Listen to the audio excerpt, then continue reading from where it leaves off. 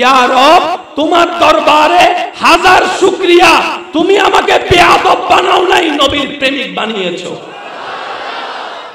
নবী বলে দরুদ তুমি পড়বা, মনে করছো আমার জন্য পড়ছো, না না, হাসরে এসে দেখবা তুমি আমার জন্য পড়ো নাই, নিজে ভালো থাকার জন্যই আমার উপর দরুদ পড়েছো। সুবহান। ইমানদার ভাইয়েরা, যতক্ষণ নিঃশ্বাস থাকবে,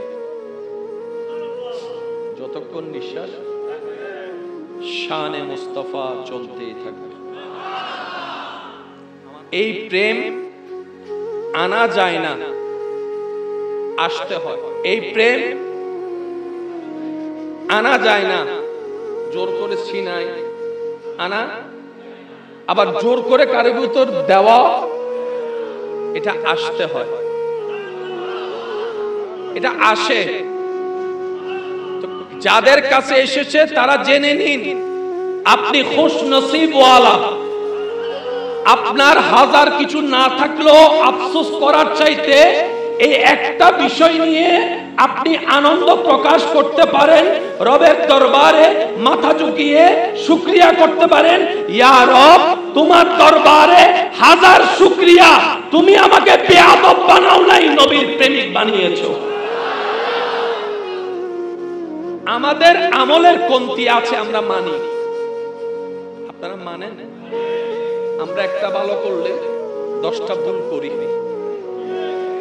একদিকে দেওয়াল তুললে অন্যদিকে দেওয়াল আমরা ভেঙে ফেলি।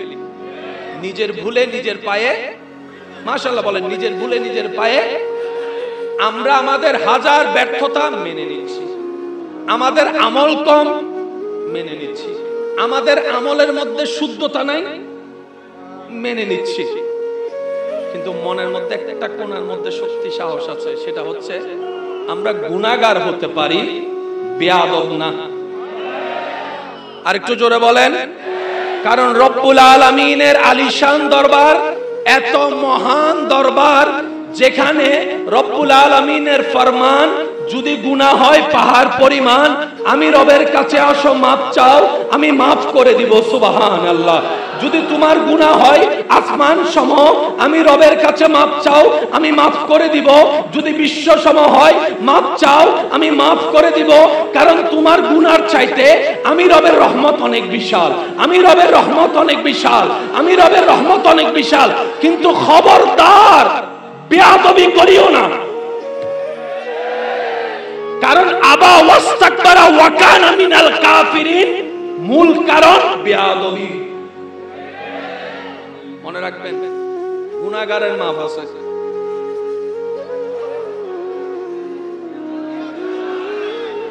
আল্লাহর হিসাবটা একটু সাইডে রাখেন। আমি আপনাকে জিজ্ঞেস করি, আপনার কাছেও ভুলের মাফ নাই? আপনাদের কাছে ভুলের মাফ নাই? ভুল করে ফেলছে ভাই, সরি। বেয়াদবের মাফ আপনাদের কাছে আছে? আর একটু জোরে বলেন। আর আল্লাহ পাক বলে, আমার যতগুলা নিদর্শন আছে, শায়ের আল্লাহ, একটু আওয়াজ দেন সুবহানাল্লাহ।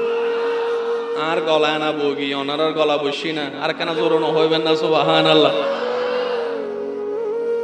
যতগুলা শায়ের আল্লাহ আছে, আমি আল্লাহ নিদর্শন যেখানেই দেখবা সেখানেই মহব্বত করবা, সেখানেই তাজিম করবা। সুবহানাল্লাহ বলেন না।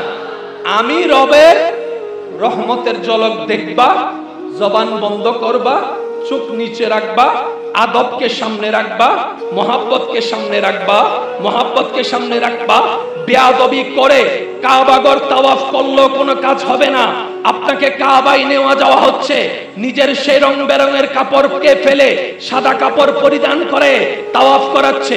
লাব্বাইক আল্লাহুম্মা লাব্বাইক, লাব্বাইক লা শারীকা লাক লাব্বাইক, ইন্নাল হামদা ওয়ান নি'মাতা লাকা ওয়াল মুলক লা শারীকা লাক। সবাই মিলে বলেন লাব্বাইক আল্লাহুম্মা লাব্বাইক, লব্বাইক লা শারীকা লাক লব্বাইক ইন্নাল হামদা ওয়ান নি'মাতা লাকা ওয়াল মুলক লা শারীকা লাক। এই তাওয়াফ খেয়াল করেন, সেখানে আপনাকে শিখাচ্ছে মহব্বত কিভাবে করতে হয়, আদব কিভাবে দেখাইতে হয়।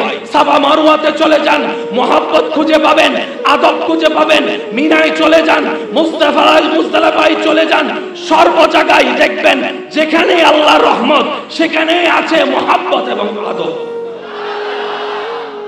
সেজন্য মনে রাখবেন ইসলামের মেইন বেস দুইটা, আদব, মহব্বত। একটু সবাই বলি আদব। এই দুইটার একটা নাই, ইসলামের কাজটা সঠিক সঠিক। এই দুইটা আছে,